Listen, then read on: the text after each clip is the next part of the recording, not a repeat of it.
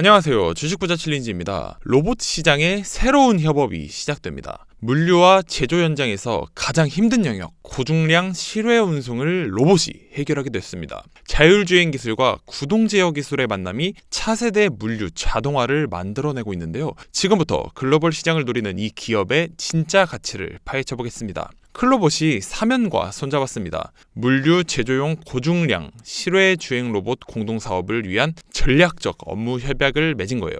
이게 왜 중요하냐면요. 지금까지 로봇은 주로 실내에서만 일했거든요. 공장 안, 물류센터 안에서 가벼운 물건을 옮기는 정도였죠. 평평한 바닥에서 정해진 경로로만 움직였고요. 그런데 실제 물류 제조 현장은 달라요. 밖에서 무거운 짐을 옮겨야 하는 경우가 많거든요.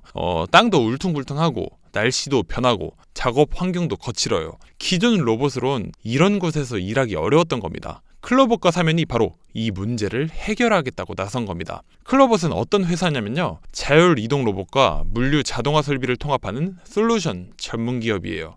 크롬스라는 로봇 통합 관제 솔루션이 있어요. 여러 종류의 로봇들을 한 번에 관리하고 제어하는 시스템이죠. 카멜레온이라는 자율주행 솔루션도 자체 개발했고요. 로봇이 스스로 판단해서 움직이게 만드는 기술입니다.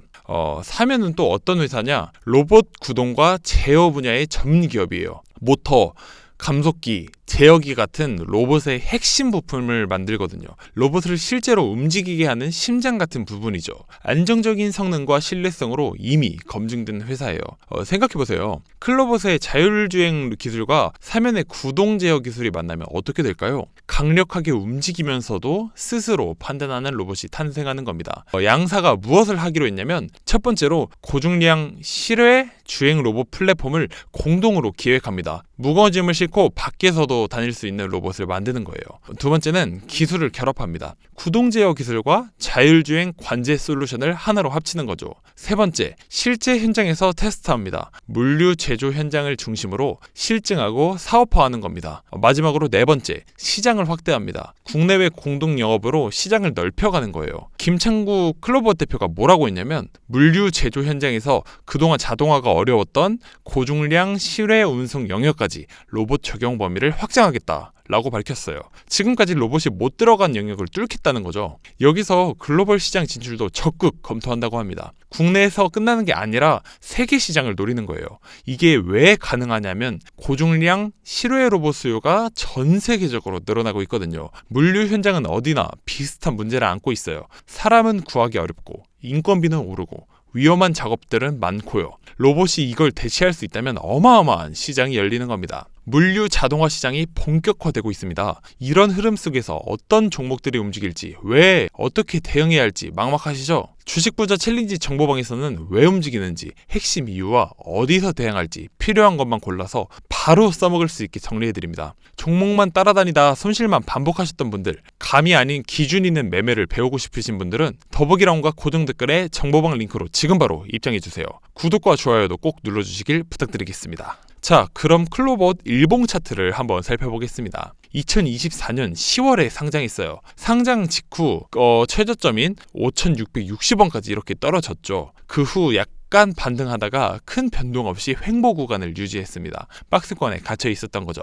그런데 25년 9월부터 분위기가 완전히 바뀌었어요. 볼린저 밴드 상단선을 타고 올라가기 시작했거든요. 연일 신고가를 계속 찍으면서 상승했습니다. 시장에 관심이 집중됐다는 뜻이죠. 11월엔 한 차례 조정이 나왔어요. 20일 이평선 아래까지 내려갔습니다. 하지만 다시 12월 초에 큰 급등이 터졌어요. 신고가인 72,300원까지 치고 올라갔죠. 그 후 며칠째 하락하고 있습니다. 현재는 20일 이평선 부근에서 거래되고 있네요. 패턴을 보면 흥미로워요. 급등 후 조정, 다시 급등 후 조정, 이런 패턴이 반복되고 있거든요.